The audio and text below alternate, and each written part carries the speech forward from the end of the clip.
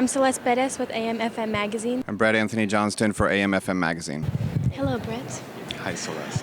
First, I'd like to ask you, you were a skater before, so how did a skater get into Harvard? I haven't technically gotten into Harvard, I just got a job there. But I think skateboarding, I think it teaches you to try and try and try and fall and fall and fail until you get it right. And it's the same thing for being a writer. It's the same thing for being a musician or any kind of artist. And eventually I had a number of jobs, and a job at Harvard came up, and I applied for it, and they made the mistake of hiring me. Okay, and how long have you been with them? I've been there for 6 years now. I know that in a lot of your previous writings you've talked about skateboarding being your first love, so when did you realize that writing was another passion of yours? I've always written. I've written for as long as I can remember. I never understood that you could be a writer. It's a strange thing to say, but growing up where I did, to some degree where you grew up, I didn't understand that you could be a writer. I didn't understand that it was something that a person could do. And then I went to a reading by the writer named Robert Stone, and I went in that reading loving to write and loving to read, and an hour later when the reading was over, I knew I wanted to try to be a writer, whether it would work out or not. And so that's how it came about. I thought that's how I wanted to try to spend my life. It seemed like a dignified way to spend our time here, and whether I succeeded or failed, I knew I wanted to try. Well, do you ever find there's a certain time where you feel more motivated about writing something, or you feel less motivated about writing something? No, I really treat it like a job. I would treat it the same way I would if I worked in a lumber yard, or doing construction, or in a pawn shop, or in a restaurant. I show up for work every day, and I log the hours, and I trust that something good is going to come of it eventually. I'm very patient. I'm pretty disciplined. I don't worry about whether I've had a good day of writing or a bad day of writing. I only worry about if I've showed up for work. And some of the stories that you've read, they've taken me years to write. Others have come more quickly, but I just really work, and I think that's the difference that separates a lot of people who want to be writers and people who find some success at writers, is a willingness to work, a willingness to get lost.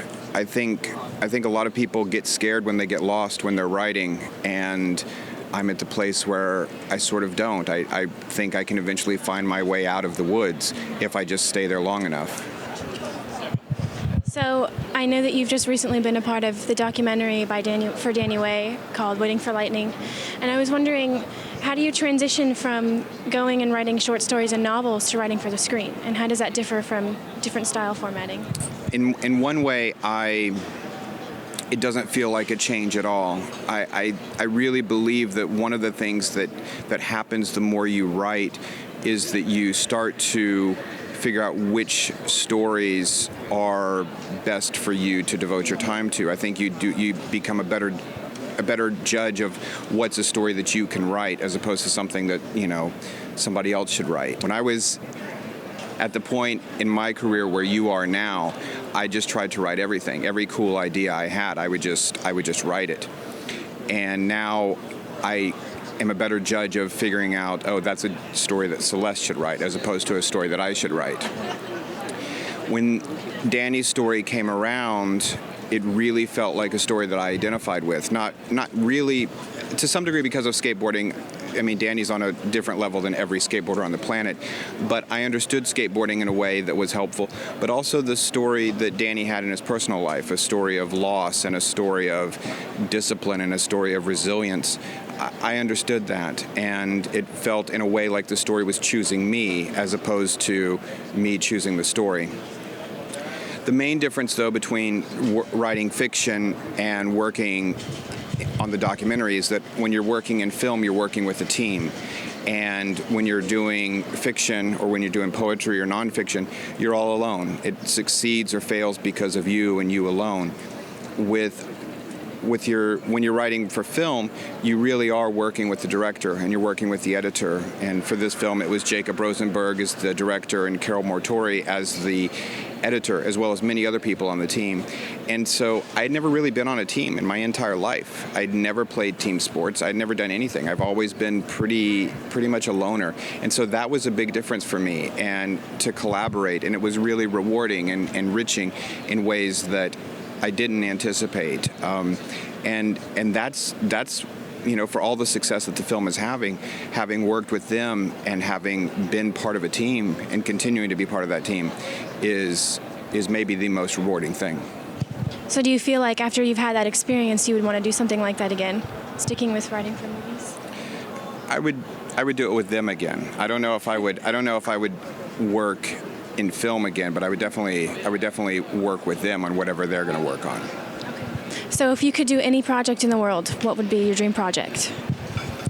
In many ways, I feel like I just did it with Waiting for Lightning. I felt like that was, in some ways, so far one of the high points of my career. Being able to work with that team, being able to work with Danny, being able to work on a subject that feels so close to me, skateboarding, and a really complex and complicated and nuanced character like Danny Way.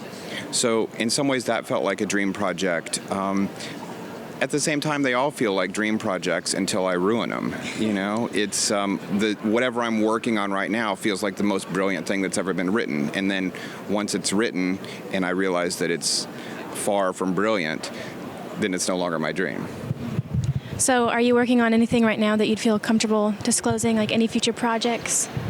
I'm working on a novel right now that I have to turn in at the end of this year, and I should be able to meet that deadline, and I've been working on that for a while, and so I'm looking forward to not working on that anymore. I'm also working on a collection of stories that I'm probably about halfway done with, and so after the novel, I'll finish the collection of stories, and then Jacob Rosenberg, the director of Waiting for Lightning, and we're kicking around some other ideas for future films because we really do work well together, and like I said, to be part of a team, especially with Jacob on it, is really attractive to me.